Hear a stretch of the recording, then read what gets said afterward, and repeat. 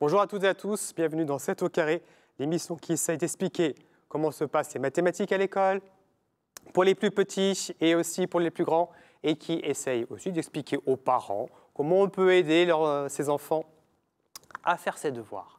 Cette fois-ci, on se pose la question, pourquoi poser une soustraction? On s'était déjà posé la question, pourquoi et comment on pose une addition? Cette fois-ci, c'est la soustraction. On commence par des soustractions assez simples, 25 moins 12. On peut, dans un premier temps, regarder qu'on a 5 unités. Moins ces 2 unités-là, ça va nous en faire 3.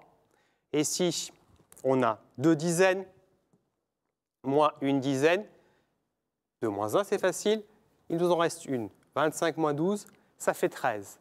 Maintenant, c'est un petit peu plus compliqué, parce que vous voyez, on a 25 moins 7. Si on prend les 5 unités et qu'on essaie d'enlever les 7 unités, on ne peut pas.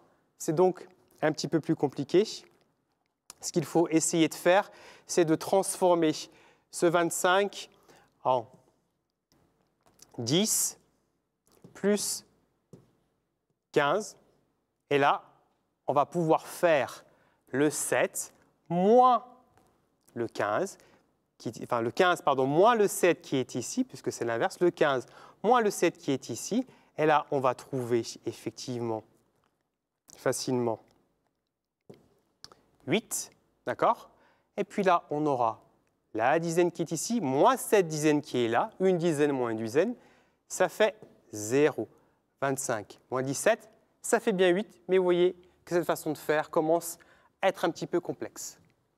Donc, dès que c'est un petit peu complexe, on ordonne les choses, on met tout dans un tableau, bien correctement, et ça simplifie énormément. Donc, vous voyez, si je fais 325 moins 17,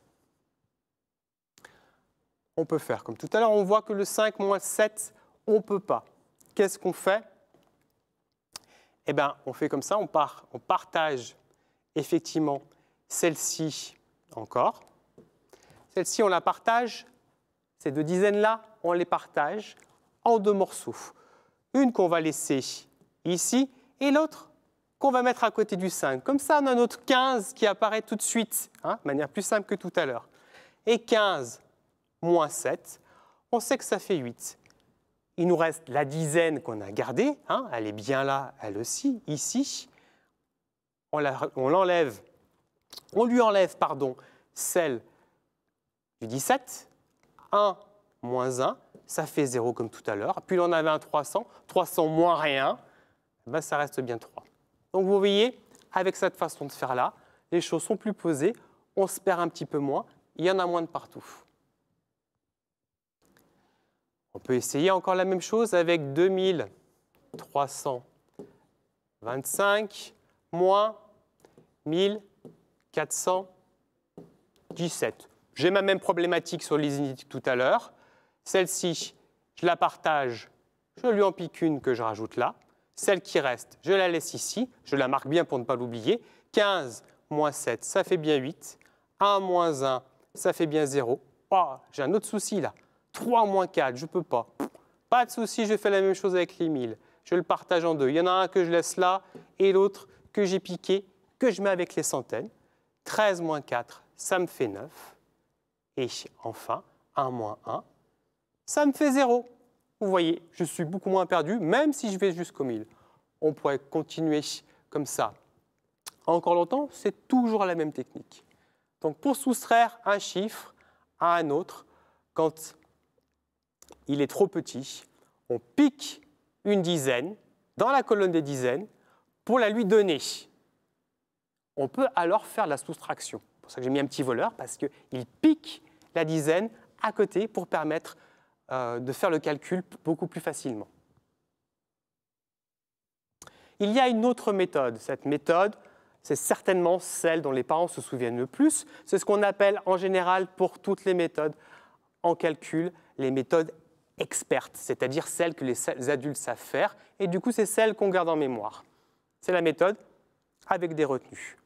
On fait la même chose.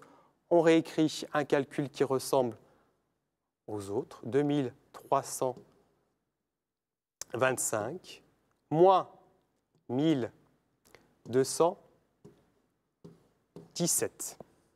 Alors ici, le truc, c'est de se dire, il me manque, vous voyez, il me manque une dizaine pour le 5, j'arrive pas. Mais là, je ne la pique pas, je la rajoute, je triche, je rajoute une dizaine ici. Le problème, c'est que si je rajoute une dizaine pour le chiffre d'en haut, j'ai un souci. J'ai un souci parce que du coup, c'est plus égal, quelque chose qui ne va pas. Du coup, pour rattraper ce que je viens de faire, je rajoute aussi en dessous, pour le chiffre d'en dessous, pour le nombre d'en dessous, pour le chiffre des dizaines d'en dessous, je rajoute aussi une retenue. Comme ça, ce que j'ai rajouté en haut, je l'ai rajouté en bas, j'ai créé un équilibre. Mon résultat peut être le même. J'ai bien 15, moins mon 7, ça fait bien 8. Maintenant, comment je fais? Je fais 2, parce que j'ai toujours mon 2, je ne l'ai pas enlevé, vous voyez tout à l'heure, et à ce 2-là, j'enlève 1 et encore 1. Donc ça fait 2 moins 1, ça me fait 0, comme tout à l'heure. Maintenant, 3 moins 2, ça fait 1, pas de souci, 2 moins 1, ça fait 1. On avance, on vient de voir avec cette deuxième méthode, que quand un chiffre est trop petit, on peut simplement rajouter dans les deux colonnes, on peut rajouter une dizaine dans la colonne des unités pour le chiffre des unités du haut, s'il est trop petit, mais vite on équilibre. On équilibre en rajoutant aussi une dizaine pour le chiffre du bas.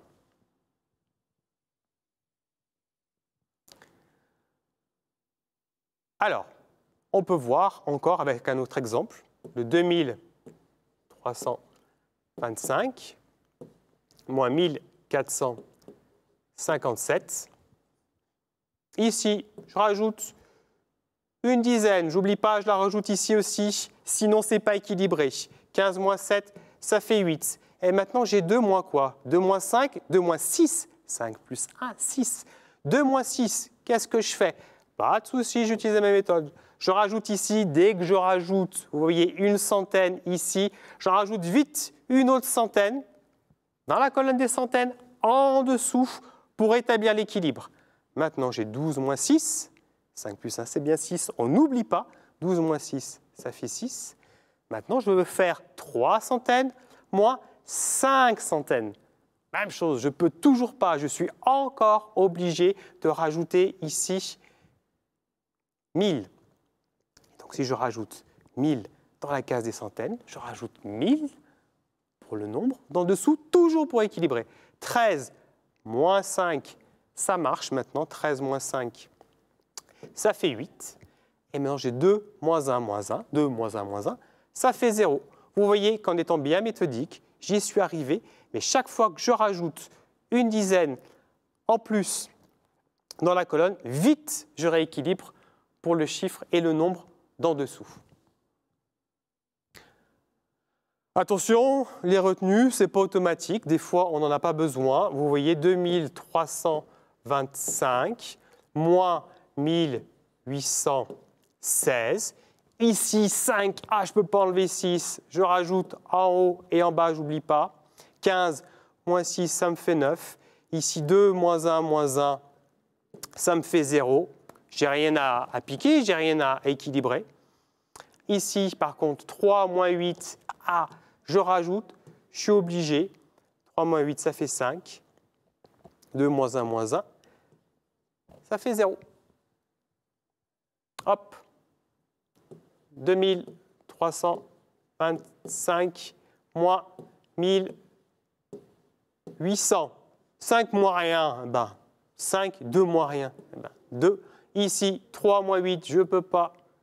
J'ajoute 13 moins 8, ça fait 5. 2 moins 1, ça fait 0, 525.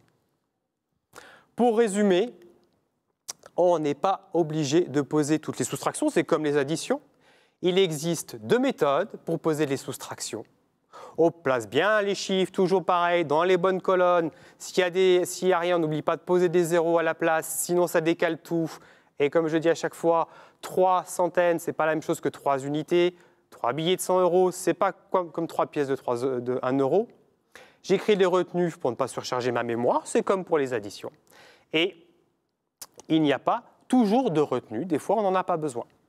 Voilà, c'est terminé pour aujourd'hui. J'espère que vous avez un peu plus compris maintenant comment on explique les soustractions à l'école et aussi pourquoi parfois vos enfants ne font pas la même chose que vous car ce ne sont pas encore des experts. Voilà, je vous laisse avec mon camarade qui va vous faire un petit peu d'histoire ligérienne et je vous dis pour ma part à demain.